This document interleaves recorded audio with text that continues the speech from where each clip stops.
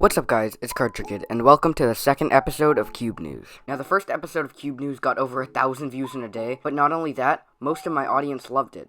They said they wanted more videos like it, so yeah, here it is. Also, I did a poll in my Discord, which you should join by the way, and most people said they wanted a new episode of CubeNews, so here it is. Finally, I just want to thank you guys so much for 1.2 thousand subscribers, and yeah, now let's just get into the video.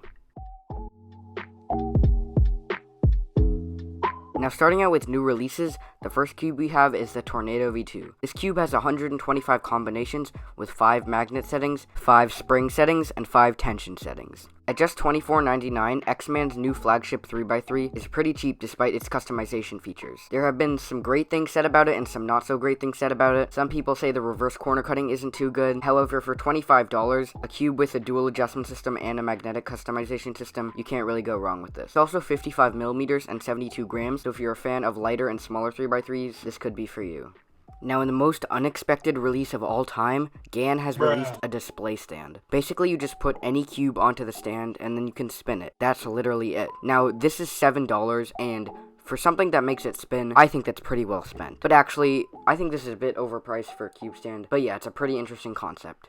Another thing teased in Maddie's video is the GAN 11M Air. It's pretty much just a GAN 11M Pro with a different tensioning system. From what I can see, it's just the standard GES nuts for something like the GAN Pyraminx, and it's pretty much just a GAN 11M Pro with just the different tensioning system. Now in my last CubeNews video, I speculated that the GAN 251 Leap's homing technology was an advanced form of corner cutting, but it's actually much more interesting. It sort of corrects +2s. If the cube is less than 30 degrees from being solved, it adjusts itself, which is really cool. Another thing teased by Moyu and Yusheng is the Worm 2021. Now this is not the confirmed name of this cube, but I think it's safe to assume that. Yusheng posted a video called Worm 2020 ?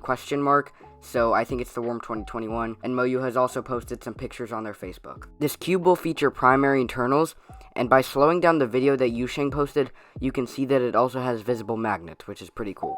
Finally, the Cubicle has released some new hats, and they look sick. If you want to pick any of these up, make sure to use code KTK at checkout to save 5% off. Now starting out for fast solves, we have FAHMI's 2.81 with Rue. But in all seriousness, Fahmi Rahman got a 2.81 with Rue, which is just insane. I think this is one of the first sub-3s with Rue, and it's the first sub-3 with Rue on cam. The amount of sub-3s on cam people are getting nowadays is just insane, and I don't think we're stopping anytime soon. He also got a 5.10 one-handed single with Rue, and that's faster than me two-handed, so that's just insane. Another really fast 3x3 solve was done by Leo Borromeo with a 2.78. This was his overall PB, and the solve was just insane. In the description of the video, it said he was using an angstrom cube, so my guess is this is another Cubicle product like the Thing, where it's a mystery and we will find out what it is very soon. Now, in my last video, I talked about these new Chinese speedcubers and how much they're dominating the cubing scene. This is a bit of old news, but Rui Hangshu has gotten a 2.68 UWR single. This is just insane. At 12 years old, he has the fastest 3x3 solve ever, and I don't think he's stopping anytime soon. Another cool thing is Rui Hangshu has qualified for Monkey League Season 4, so I can't wait to see him compete in that. Yiheng Wang, the 7-year-old child prodigy from China, has been uploading some 3x3 solves on his channel. He uploaded a 5.69 average of 5, and he also uploaded some solves with the GAN robot. And yeah, it's pretty cool to see him uploading solves. Timon Kolashinsky has also been uploading some super fast full step 3s with insane TPS, and the solves are super satisfying to watch and really insane. Now there has been some good news here in the US. We are finally having competitions for the first time in over a year. There's one small problem. There's just one event, and that event is FMC. But in all seriousness, I'm really happy that comps are returning. I think this shows a bright future for the US, and that we'll have many comps in the future. Hopefully soon we can have NDIN events and competitions, and maybe just all events and competitions, and not just FMC. Finally, to end this episode, I just want to say congrats to my friend Carter and my friend Owen. During Cubing at Home this weekend, Owen got 3rd place in Killaminx, and Carter got 4th place. This is very well deserved by them, and huge congrats to them.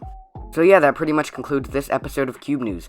I hope you enjoyed. If you did, make sure to leave a comment down below. I'm probably not going to be doing this series this often. I'm probably going to do it monthly. But yeah, that's pretty much it for this episode. And yeah, that's pretty much it for this video. Thank you so much for watching, and see you guys next time.